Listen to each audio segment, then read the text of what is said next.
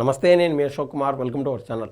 భారతదేశ వ్యాప్తంగా deputy chief minister అనేటువంటి పదవికి వన్నె తెచ్చిన వ్యక్తి ఎవరన్నా ఉన్నారంటే స్వయంగా పవన్ కళ్యాణ్ గారు అని చెప్పి స్పష్టంగా అనేక సెంట్రల్ మీడియాలు కూడా అభిప్రాయపడినాయి. ఒకప్పుడు ఆంధ్రప్రదేశ్లో డిప్యూటీ చీఫ్ మినిస్టర్ ఎవరంటే జగన్మోహన్ రెడ్డి గారి ప్రభుత్వంలో 5 మంది పేర్లు ఉన్నారు. 5 మందిలో మొన్న ఒకరిద్దరు కేసులు ఇరుక్కున్నారు. మిగిలిన పేర్లు గుర్తు చేసుకుందాం అనుకున్నా కూడా ఒక గూగుల్ చేస్తే తప్ప గుర్తు రానటువంటి సంగతి. కానీ డిప్యూటీ చీఫ్ మినిస్టర్ పదవికి వన్నె తెచ్చి ఆ విలువలు పెంచినటువంటి వ్యక్తి కేవలం పవన్ కళ్యాణ్ గారే. ఆయనకు సపోర్ట్గా ఉన్నటువంటి ముఖ్యమంత్రి నారా చంద్రబాబు నాయుడు గారి యొక్క ఏదైతే ఆ సపోర్ట్ ఉన్నదో అది కూడా గొప్ప అని నేనైతే స్పష్టంగా చెప్పదలుచుకున్నాను. అయితే ఈ chief minister deputy chief minister యొక్క కాంబినేషన్లో ఆంధ్ర రాష్ట్రం అభివృద్ధి పదంలో రోజుకి ముందుకెళ్తుంది, దూసుకుపోతుందని చెప్పడంలో ఎటువంటి ఆశ్చర్యం లేదు. ఈరోజు చూడండి, వీళ్ళు చేస్తున్నటువంటి అభివృద్ధిలో భాగంగా ఒక డేరింగ్ స్టెప్ అనమాట. మన రాష్ట్ర ఖజానా ఇబ్బందుల్లో ఉండాలి, అప్పుల్లో ఉండాలని చెప్పి చాలామంది అభిప్రాయపడుతూ వచ్చారు. ఏది వైసీపీ వాళ్ళు చేసినటువంటి అప్పులు వడ్డీ ఇప్పుడున్నటువంటి ప్రభుత్వం కట్టుకుంటూ వస్తుంది. అయినను ఇవ్వనటువంటి హామీలు కూడా, ఇచ్చిన హామీలు అమలు చేయడమే కాదు, ఇవ్వనటువంటి హామీలు కూడా. ఒక పక్క నారా లోకేష్ గారు ఇంటర్ పిల్లలకి మధ్యాహ్న భోజన పథకం అమలు చేయడం కావచ్చు, ఇలా ఎప్పటికప్పుడు వాళ్ళే సాటిగా వినూత్నంగా వాళ్ళు ఒక సరికొత్త పథకాలు తీసుకొస్తూ ముందుకెళ్తున్నారు. మొన్న కానిస్టేబుల్కి స్టే ఫండ్ పెంచినటువంటి వ్యవహారం మనం చూసాం. 5,000 6,000 ఉన్నటువంటి దాన్ని ఏకంగా 12,000 పైచిలుకు చేశారు. ఒకవేళ సరేలే జరిగిపోనులే 6,000 ఉండిలే స్టే ఫండ్, రాష్ట్ర ఖజానాకి ఇబ్బంది జరగకూడదు కదా అనుకుంటే వాళ్ళకు స్టే ఫండ్ పెంచడానికి కూడా మంచి మనసు అనేది ఫస్ట్ రావాలి. ఆ నిమిషానికి డిసైడ్ అయినట్టు మనం చూసాం ఆ రోజు ఆ యొక్క సభలో కూడా. ఇటువంటి మన రాష్ట్ర ఖజానాకి ఇబ్బంది అవుతుందని తెలిసినా కూడా మనం ఈరోజు మనం పెట్టేటువంటి పెట్టుబడుల మూలన రేపో మాపో అది వృద్ధి చెంది ఆటోమేటిక్గా మనం అభివృద్ధి చెందుతాము, తద్వారా రాష్ట్ర ఖజానా నిండుతుంది అని చెప్పి ఈరోజు చేస్తున్నటువంటి సంక్షేమ కార్యక్రమాలకి ఎటువంటి లోటుపాట్లు రానివ్వకుండా వీళ్ళు ముందుకెళ్తున్నారు. సంక్షేమ కార్యక్రమాలు అనేదాన్ని ఏది పక్కన బాహుబలి సినిమాలో ఏ విధంగా అయితే ప్రభాస్ అనే ఆయన అంత ఎత్తులో ఉంటే మరో పక్కన రాణా అంత ఎత్తులో ఉంటాడు కదా, ముందే అంత ఎత్తు అంటే సంక్షేమం అనేది ఒక పక్క జగన్మోహన్ రెడ్డి గారు లేకుండా భారతదేశంలోని ఇతర ముఖ్యమంత్రులు ఒకానో కాలంలో ఇచ్చినంత సంక్షేమం అందిస్తానే అభివృద్ధి అనేదాన్ని బాహుబలి ఏ విధంగా అయితే పక్కన ప్రభాస్ గారు అంత స్థాయి విగ్రహం కనిపిస్తుందో ఆ విధంగా అభివృద్ధి అనేదాన్ని ఒక రేంజ్కి తీసుకెళ్ళిపోతున్నారు. అభివృద్ధి చెందినప్పుడు ఆటోమేటిక్గా డబ్బులు ఇంకా మనకు పెరుగుతుంది, రాష్ట్ర ఖజానా నిండుతుంది, తద్వారా అనేక సంక్షేమ కార్యక్రమాలు మరిన్ని అభివృద్ధి కార్యక్రమాలు చేయవచ్చు. ఈ రోజున ఉన్నటువంటి ఇన్ఫర్మేషన్ చూడండి. 2028 డిసెంబర్ నాటికి అన్ని గ్రామాలకు రోడ్లు, త్రాగునీరు ప్రణాళికలు చేసి దశల వారీగా అమలు చేయాలి. డిప్యూటీ సీఎం అధికారులతో సీఎం చంద్రబాబు గారు ఇద్దరు మాట్లాడడం జరిగింది. చాలా రోజుల తర్వాత ఎప్పుడు ఒక మంత్రివర్గ మండలిలో కలవడం కానీ, ఆడపాడుపో ఒక సభల్లో కానీ, ఢిల్లీ పోయినప్పుడు కానీ కలవడం మాత్రమే చూసాము. ప్రత్యేకంగా 2.5 గంట 3 గంటల పాటు వీళ్ళిద్దరూ భేటీ అయ్యి అనేక విషయాలపైన చర్చ చేసి వాళ్ళు రాష్ట్రానికి ఏ విధంగా ఉపయోగపడాలని చెప్పి ఒక ప్రణాళిక అంటూ రూపొందించుకొని అదే అధికారులతో మాట్లాడడం జరిగింది.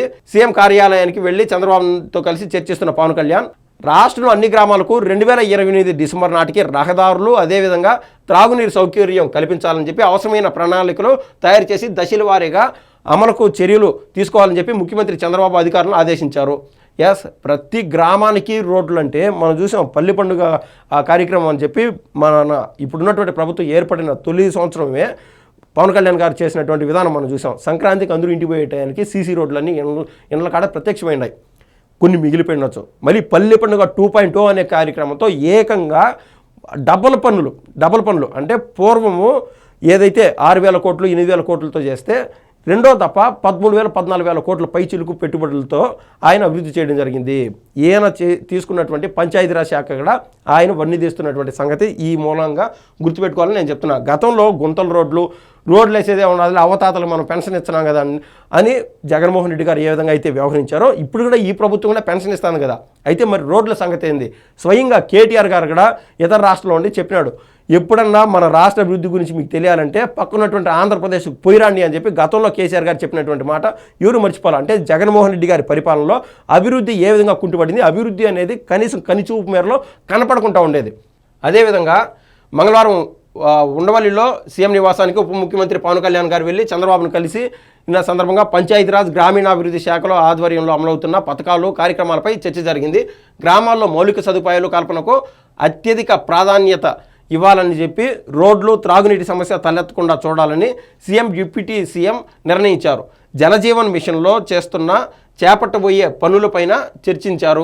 ఏప్రిల్ నుంచి ప్రారంభమయ్యే విబి రామ్జీ కొత్తగా ప్రారంభం 16వ ఆర్థిక సంఘం నిధులతోనూ గ్రామాల్లో రోడ్లు, త్రాగునీటి వ్యవస్థకు సంబంధించి పనులు చేపట్టాలని చెప్పి సీఎం తెలిపారు. కేంద్ర పథకాల వినియోగంతో గ్రామాల్లో చాలా సమస్యలకు పరిష్కారం చూపొచ్చని చెప్పి అభిప్రాయపడ్డారు. పవన్ కళ్యాణ్ గారు చేస్తున్నటువంటి పని కూడా అదే.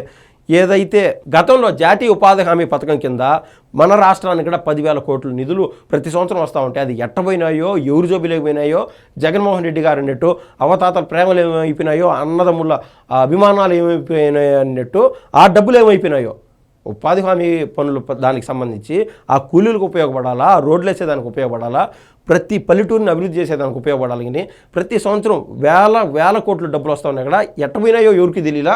అటువంటి దాన్ని కూడా పవన్ కళ్యాణ్ గారు కరెక్ట్గా ప్రతి రూపాయిని ప్రతి గ్రామానికి చేరే విధంగా ఆయన కష్టపడినటువంటి తీరు నిజంగా అభినందనీయం.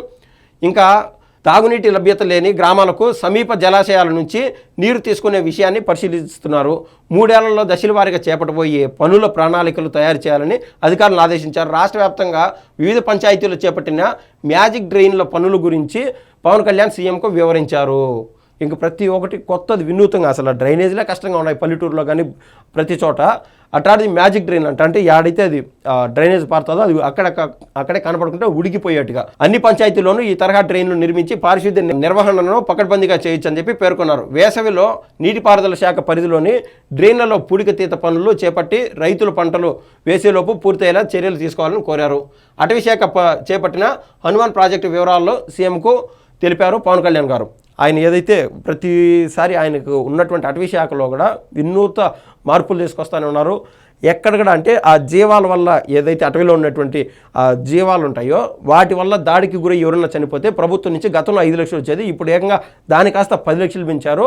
అసలు ఆ అటవీ భూమిలో ఉన్నటువంటి ఆ వన్యప్రాణులు ఎట్లా అంటే మనుషులు ఉన్నటువంటి ఆ నిర్మాణాలలోకి రాకూడదని చెప్పి ఎక్కడికక్కడ ఆయన తీసుకొస్తున్నటువంటి అంటే అలర్ట్ ఇస్తారనమాట. కెమెరాల ద్వారా ఆటోమేటిక్గా ఆ కెమెరా అలర్ట్ ఇచ్చినప్పుడు ఆటోమేటిక్గా ఒక సైరన్ లాగా మోగితే అవి వెనక్కి భయపడిపోయి వెనక్కి పరిగెడతాయి. అట్లా కొత్తగా ఆయన తీసుకున్నటువంటి శాఖలో ఆయన ఆలోచన అనేది అద్భుతంగా ప్రతి చోట అంటే ఏ స్టేట్లో ఎటువంటివి ఉన్నాయి అన్నీ చూసి సెటరైట్ చేసి మన రాష్ట్రానికి ఉపయోగపడే విధంగా అన్నీ మన రాష్ట్రానికి తీసుకొస్తున్నారు పవన్ కళ్యాణ్ గారు.